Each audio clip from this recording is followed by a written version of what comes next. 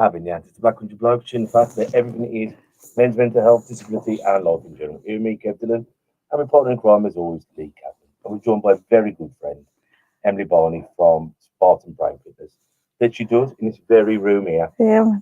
So, Emily, first of all, thank you, Donna, for coming on. Oh no, thank you for inviting me on again. A few years back, I think, when I first set it up. Come on, didn't I? Well, we had you downstairs, we had on the radio, Yeah. we had in the pandemic, we had you. Oh, you did, yeah, yeah. Well, Well, that was with Gravy Banana, wasn't it? With the psychology service, wasn't it? Yeah. Yeah. Basically 6 years to the day that we started, 4 of us, wasn't it? Yeah. Hasn't that flown by? But as always, 6 years. let's start with our gratitude list. Now, you've always got to remind yourself to be grateful, even when it's dark. You've got to remember that there is some light out there somewhere. Even the dark nights, even if you can't see the stars, you've got to be aware that there are stars there. I like that. That's great. Yeah, absolutely. I'm grateful that I had a great boxing show. All my coaches were great. All the boxers were great. The supporters, they went well. Stressful, but life is stressful. And anyone who tells you it's not is a bloody liar. What are you grateful for, bro? Almost as long as the podcast has been going, we've been trying to get an autism assessment for my daughter, and that started a few weeks ago, and he's coming to the end now. So yeah, I'm grateful that started, and we'll get an answer soon enough. And then what are you grateful for? This is really good, isn't it? Because things just go so quick, and it's just good to take a moment. Right, when you were talking, then I'm grateful that I just get to I get to do a job that I love. Like, you make money out of doing something that you love. I mean, it don't get any better than that. Much better than that, does it? Many people are able to do that. No, well, this is it. Right? So I'm very fortunate that I don't have to like work a job that I don't like. You know, I have to work all that. Like I'm able to do a job that I love, and able to run. Like, I'm doing a running event on the weekend, and I'm so fit, but I'm just really grateful that I can move my body and I'm able to do it. It feels good. On about running, our very good friend Adrian has completed the run in New York, so we're getting back on soon. Just as a recap, thank you so much to the people who've donated, and almost £5,000 is right for us, isn't it? Which keeps us going for 2 years. Yeah, we want to start investing in it, and so once again, Adrian, my brother, thank you so much for doing it. Now, is it mental health? Is it men's health, or is it men's mental health? And that's why we've asked Emily to come on, because as she says, she works a lot with men's mental health, and we've gone to jails now doing our talks, haven't we? Yeah, meeting the inmates, and we're off to the Molyneux next week to do some other bits and bobs. And I thought it'd be nice today if, like, Emily's always trying to get surveys and get in places to get men to open up and fill in the statistics. So I thought it'd be great today if we have a freeway conversation. Emily can ask us the questions, that get the answers. I don't have 2 blokes, and if anyone ever wants to write in, then we can pass it over to him, filling in the gaps. Because a lot of these sayings that Emily rightly says, it's like thrown around, end the silence, men don't talk, da da da da. It's not always that easy. So, crack away. What do you want to ask us first? Oh, lots of questions, but my particular question with that one is about it's just the messaging we seem to hear a lot when it's regards to the high suicide rates in men. So it's the biggest killer. I think a lot of people realise in men under 40, suicide, and then that the algorithms, because of sort of the job I do, I seem to see a lot of messages on social media. People do some great work with men's mental health, brilliant, but the message seems to come across as sort of the reason why there's high suicide in men is because men, you know, are being told to be to not sort of express how they feel, to not talk, and to sort of toughen up and to man up, this sort of thing. My problem with it is it seems to sort of oversimplify quite a complicated problem, and I don't know if it's the whole. What I'm interested in, and not being very concise, is do you relate to that? Like, is that something you relate to, or does it give part of the picture for you, or none of the picture? I'm just curious, really. Is it a helpful message, unhelpful? Just interested. I would say on a whole, it's a helpful message, but it's like, as you say, there's more to that picture than just talking. And we've said it on here before, it's not only just talking, it's who you talk to. Because if you're talking to someone who doesn't relate to you or is not listening to you, then you might as well not have talked as well. Does that sound? And there's always the people who complete suicide. It's not just because they didn't talk that happened. You know, there's also other factors that are going on in life that they didn't feel like they could carry on. Would talking have solved every single one of them? I wouldn't be 100% sure of that. It's like we're always blaming the victim. We're blaming the person who's taken their own life.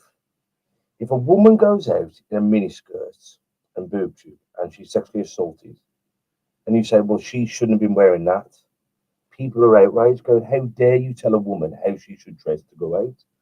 But I say, well, he should have talked. He died because he didn't talk. And I think, well, how do you know he didn't talk? And is it we should end the silence, or should we listen out for the subtle ways he is trying to tell? I think Ricky Atten's a prime example of that as well, isn't he? Just recently, who's unfortunately passed. Now we know he talks. He went everywhere and told everyone what was, literally the whole world. He told people about his struggles, but he still succumbed to it. Well, I've been there, but I've done work with Emily, and I've told people I'm at the end.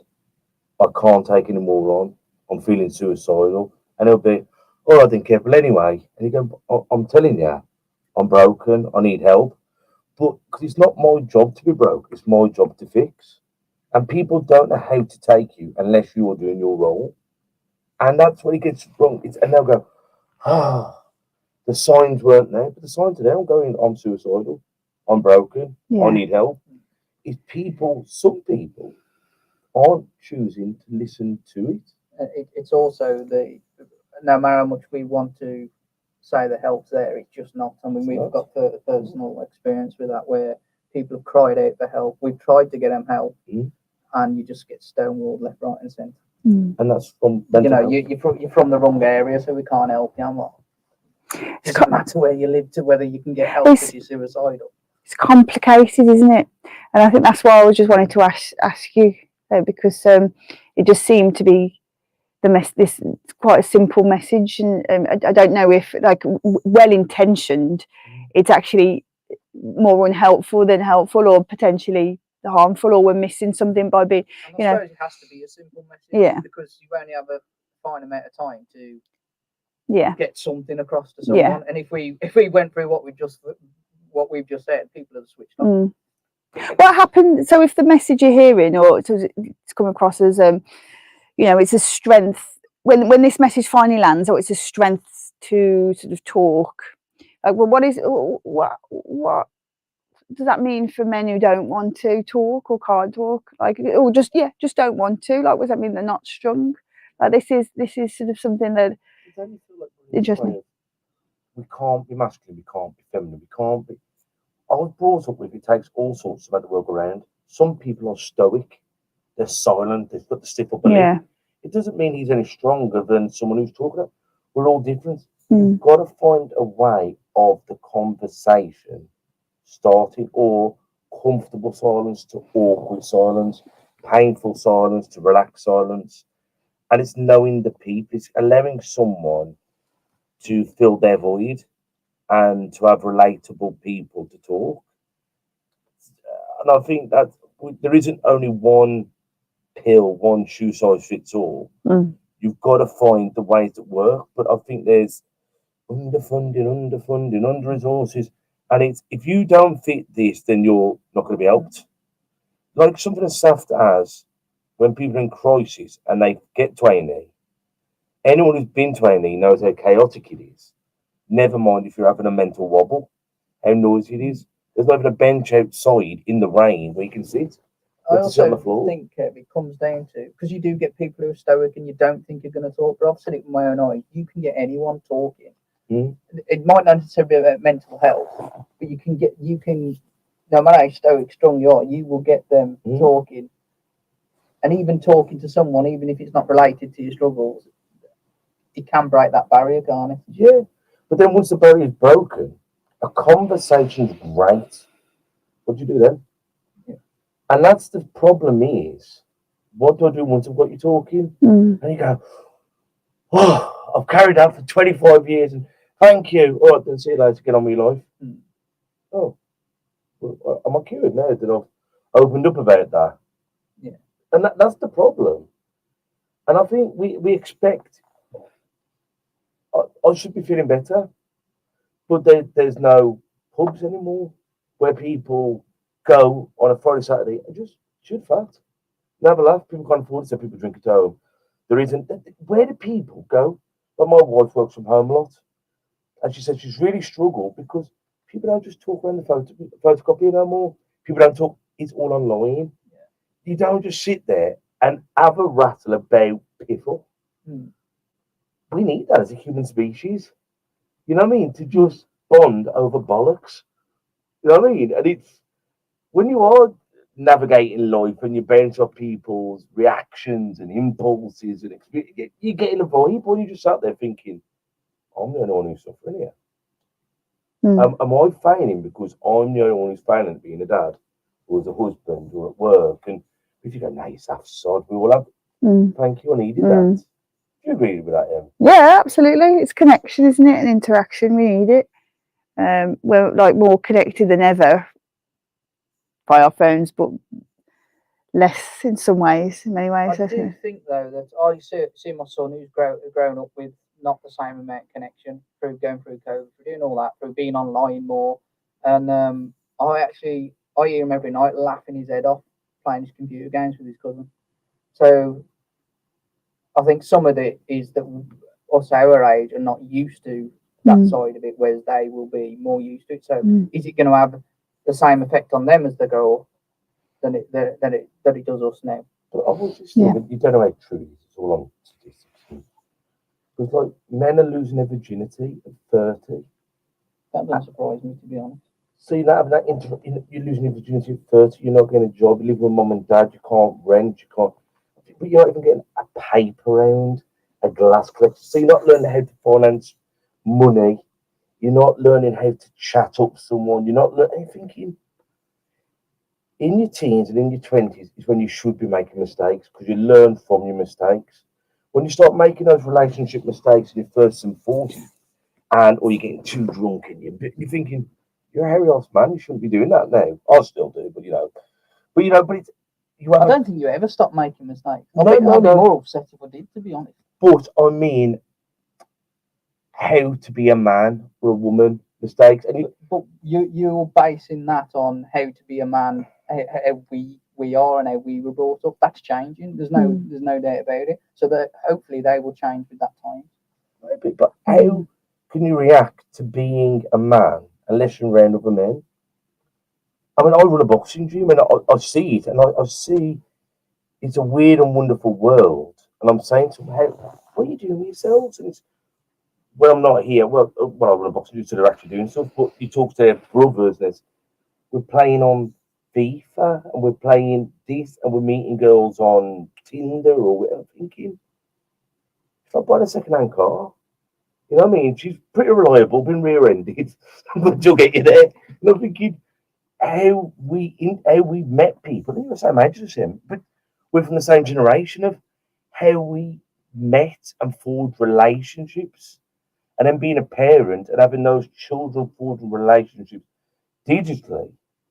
And to me, it's all but thinking, is it a real person? Or are you an avatar? Or are you a 40-year-old man chatting to a 12-year-old boy?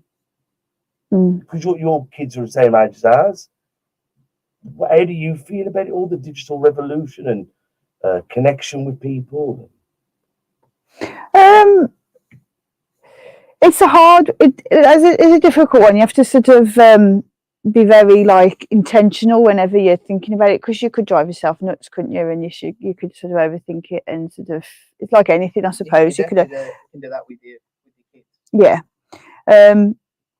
But similar to what you were just saying is that Lee, is that they seem happy, like they seem happy and healthy, and so I don't see any need to forecast or sort of project, to just wait and see. But at the moment, like, everything seems okay on that respect. But I do have 3 boys, and this, so the statistics, going back to the sort of the male, the biggest killer of men under 40, like that really did, that's why I set Spartan up, is to try to offer an alternative approach for men who could, for whatever reason, like as great as talking is, but for whatever reason couldn't or didn't want to talk about the problem or go and seek professional help or therapy, whatever.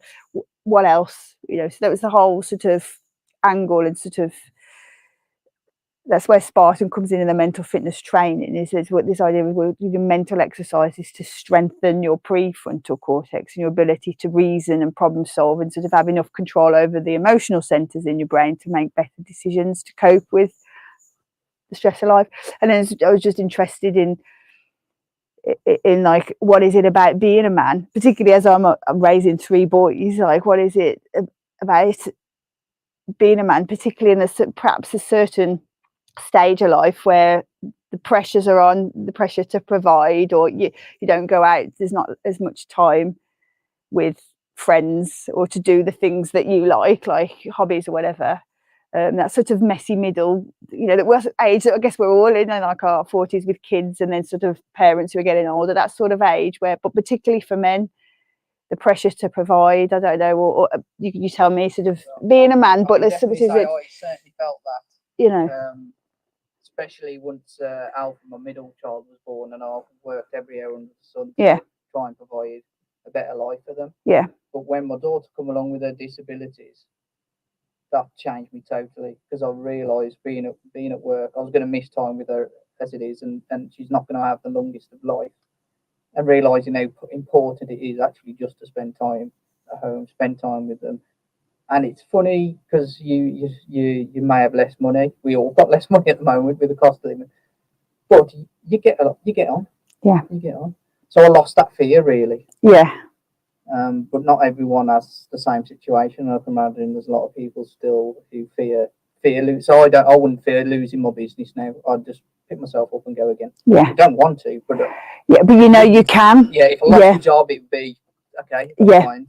I'll go and work in McDonald's, get us by, and we're fine. And that is it. That is it. And that's what I talk about when I'm doing in personal training sessions, is to get people to a point where they know where they don't need me anymore. Actually, it's because you completely trust your own brain, like all the resources you've got all the resources to reinvent. We're more like a salamander, like an axolotl, than we realise, you know, like they can sort of lose arms and regrow limbs. Like humans can completely have the capacity to reinvent from nothing, you know, but we're too frightened, like not too frightened. I've said that quite flippantly, like fear is the real thing that drives us to end it. Or it's I think where people go is I know I'm miserable now, but I won't back myself to try not to be miserable. There's a certain comfort in misery, you know, but sometimes you've got to think, if you know you're miserable, take a bet on being less miserable, or even happy. That's why I find the mental fitness and the fitness metaphor really helpful, because I often say, because that comes up quite a lot, and sort of I talk about it in this respect, in the sense of, like, if the goal is fitness, we've got to go out of our comfort zone. It's comfortable to be miserable. So with the physical fitness sense, it's also comfortable to sit on the sofa and eat crap, isn't it?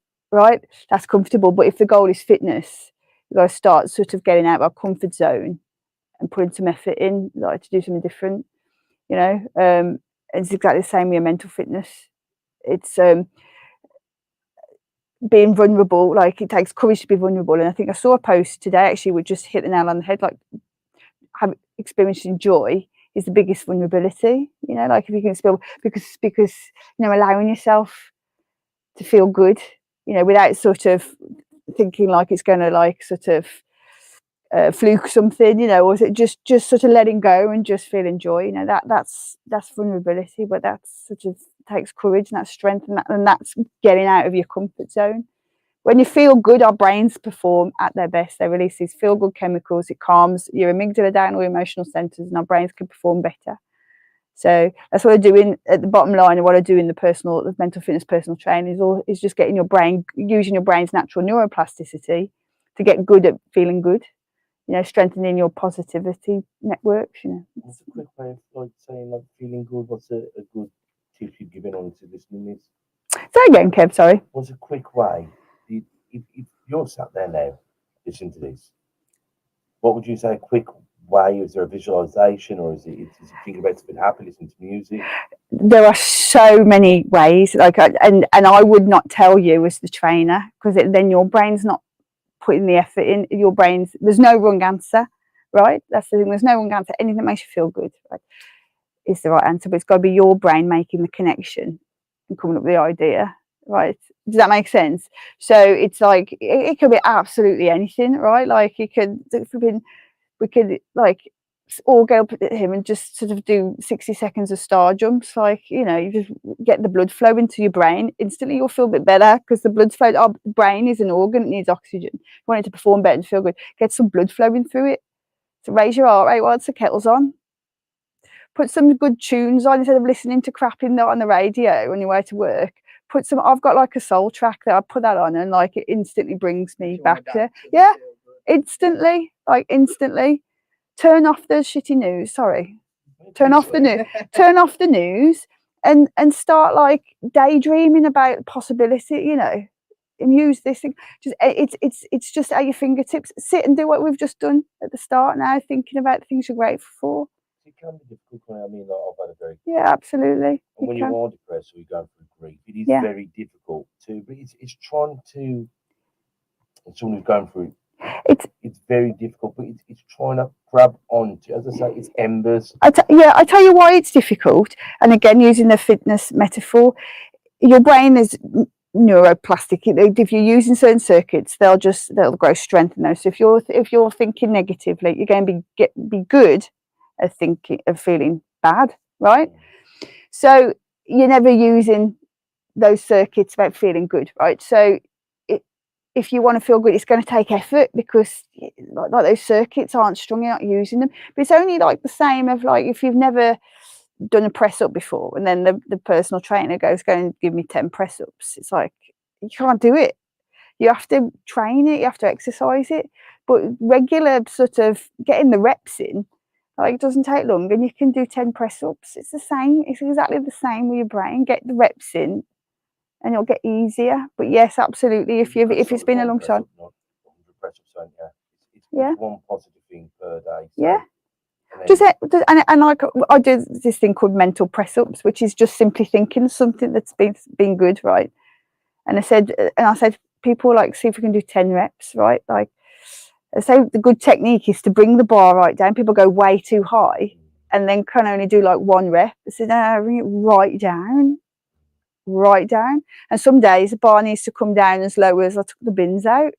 Well, was I pleased with that? Yeah, man, great. That's a press up. So it's that sort of thing, you know, more and more things. What else has happened? What I've done that feels good, or what I'm pleased with, that sort of thing. Simple. Jimmy Carr says something like that, because we're probably living in the best time ever. Because if you think about all your heroes from the past, they didn't even have a shower. Because when you're having a shower, think of like Newton or Shakespeare or whoever going, they never got to embrace a shower, or probably an inside toilet, all these things. And that when we used to have our group next door, say, when you go to the toilet, does it flush? Can you have a warm shower? You know, and all them things. Is it raining outside when you're walking the baby to school? And it's them little things. It's funny how a good day can turn into a bad day with the wrong attitude. As I say, you go to toilet and it blocks. And you think, bollocks. And then you ain't got no shampoo. Then your missus had the last bit of milk. Yeah. And you're thinking, with the wrong attitude, that's a terrible day. But really, it's just stuff. But we always have like our consciousness is just made up of moments, right? It's not like a state. So we always have a choice. So if it's turning into a bad day, you can just reset at any time. It'd be right, like draw a line. It's been bad so far, but reset. Like gonna go again. Like starting from now. Do you know what I mean? You always have a choice. Always question whether it actually has been a bad day. Yeah, There's absolutely. Very few things that really do make a bad day. Yeah. You now it has to be quite, for me anyway, Yeah. now, it has to be really bad. Yeah. I just think, well, oh, he's cut me up. Oh, well. Yeah. Yeah. It's not even a bad moment to me. Yeah. It is. Yeah. And You can't change it. It happens. It is. Yeah. most stuff in life isn't personal. If your house gets broke into, 9 times out of 10, he wasn't doing it because you were Lee Cabot. Mm. He needed money for his smack. Or if someone bumps into your car, he wasn't paying attention. Or he doesn't. It's not right. It's not personal. Mm. It's just something that happened Mm. on the way. Mm. And I think a lot of stuff that happens, we take it more personal than it was intended. My friend, he's dead now, Shaggy. But he used to go, "Oh, God smite me." I went, you think if there is an all-powerful God, he's following James Lakin around and tripping him over with all and it's right there, but we do. We feel like Job about the Bible. Is the Lord punishing me? And you're thinking, how important do you think you are? It's just good things happen to bad people, bad things happen to good people. That's just life. Yeah. And that's just circumstances. And if you're programmed your brain right, good things happen to you anyway. Yeah, eventually. It's just no, they do anyway. Every day there's good things that happen to you. It's just you're not recognising them. That's exactly true. That's exactly true. Because the way the brain works, everybody's brain works. It's like, let's get this. This is my quote. So, but it's like Velcro for negatives, Teflon for positives. That's like, and it has to be that way for our survival, right? We've got to like pay attention to the negatives first, and that stuff sticks. The negative sticks like with no effort. You have to put effort into like training your brain, and then naturally the positives, but it will just slide off. We don't notice it. It just goes under the radar. It's like a good and a bad compliment, isn't it? Yeah. You tend to remember the bad one, the good one. Yeah. Yeah. So that's how we're sort of, everybody's brain is that it's got that negativity bias. Yeah. Well, it's a good one. Once again, the nature that comes from evolution. I remember a tribe. If you found berries, you didn't tell everyone there are more berries. If there's a crocodile, you have to tell everyone because there's a threat to the tribe. Yeah. And I wonder how true that is. You know what I mean? The good things you keep to yourself, the bad stuff, we've got to alert everyone. And it's funny what has been passed down to us, like through our ancestors and through everything. And I look and I think, I wonder if there's any truth to it. And like something that I was going to go back to both your conversations earlier about the kids being happy with technology. And it's just food for thought, just something about from my head. Or are they addicts? Are they addicts to the stimulus? Because I know when I'm on holiday, I don't think about my phone at all. I love not having it. As soon as I get bit and I'm advertised to the Black Country Blokes, I will sit there because I'm hooked. I'm a junkie. Yeah. And it's because it knows what I want and it shows me what I want. But it's the same addiction as fags, booze, and gear. It's giving us what we crave. Yeah. And it is, isn't it? It's the the kid. Well, it's not. It's the drug of now, isn't it? This constant. And I honestly believe the human brain. And once again, this is your thing. The human brain isn't made for this much knowledge. Because sometimes in my house, I've got the telly on. I'm on my phone. Kate's on her phone. My daughter's on her phone. But my ears, my subconscious can hear everything. It's so true, Kev. It's so true. Like that, because our brains will just adapt to our environment. So now we're living in a busy world. So now we have busy brains. There were like this prefrontal cortex can take about, was it hold 3 or 4 things at once? You know, like so if you sort of force that, that's going to put it under strain. But we're doing that all the time. So then we're constantly switching because we're constantly being sort of distracted. But that takes so much, burns so much energy to constantly task switch. So then we're like, our brain batteries just going, you know, that's why we're sort of exhausted, you know. And like you say, our subconscious processes, I don't know the exact, it processes a lot of, you know, I don't remember the exact amount of bits, but we're taking it all in. But it's this was designed for quiet contemplation. You know, it works best under those conditions. It's like it's like having a sports car and driving it like up a mountain and going, this car shit. You know, but actually, if you keep it on the conditions it was sort of designed for, you can see it fly. Same in the brain. Yeah. We don't think of time anymore. Like, I was on a holiday and I saw children at the pool on a tablet. Yeah. And then you see people in the car on a phone, thinking, look out the window, jump in the pool, be at one with. Yeah, it's the like constant stimulation. I have it with my 3 kids. It is a, you know, I'm bored. It's like good. It's important to be bored, because then you have to create and find something to do. It's, you know, yeah, it is. But people need to be stimulated. I'll once again, you know, when we were kids, we had 4 channels, and we would channel surf in between Coronation Street. We go to channel 1, number 2, number 3, number 4, then back there. Now we're watching the program and we doomscroll. You know what I mean? And I just think we had 4 channels: Coronation Street, EastEnders, Countdown, and David Attenborough. You know, you go up and down. But now, and it will be. You're seeing so much. It's all the shorts as well now, isn't it? Like, I've found myself bargaining. I'm like, can you just watch a program? Yeah, it's strange to find myself in that position where rather than like I'm trying to, you know, it's a better option to watch a program. But like, I'm like, well, at least there's a storyline, and you're focusing your attention for a length of time rather than you know, bored after 30 seconds. You know, 10.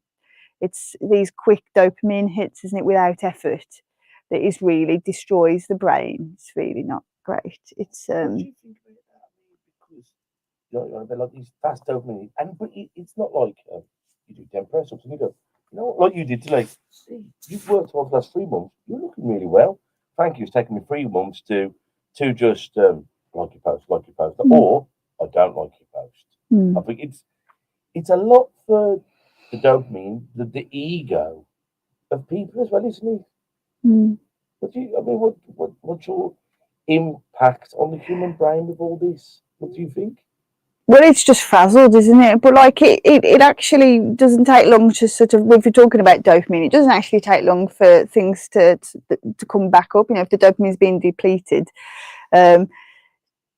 sitting in silence for 10 minutes, you know, like that. I mean, that takes mental strength to do. I couldn't imagine asking the kids to do that. But it's a mental strength to sit there and be like, well, I'm just going to just lie there with nothing attacking my brain for 20 minutes and just be bored and stare at the ceiling.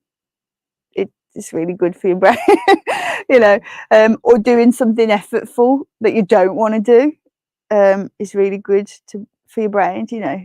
So they reckon sort of doing something effortful sort of straight away when you get up in the morning, it's sort of you're banking the dopamine, you know, rather than sort of getting the hits out of like for dopamine for putting no effort in, you know. So deliberately doing something each day you don't want to do is really good for your brain, you know. It's really good. It's the David Goggins effect, isn't it? Yeah. Did I answer your question? I don't know if I just diverted that, but yeah. Because I think with anxiety going up and comparison, all this, but I think because we've just got so much, and it's like with like, and I might have this completely wrong, like with dementia, it's almost like, and I'm sorry if I offend someone, because it's just something I thought of, but it's like our brains almost living too long, you know. So it's like our brains outliving the body kind of thing, or our bodies outliving the brain.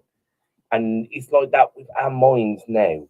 We've got so much information. Like I was here with ladies' class the other day, do you about that? I don't know, a baby died in Australia, or a woman got killed in America. I went, it's horrible, as sad as that is.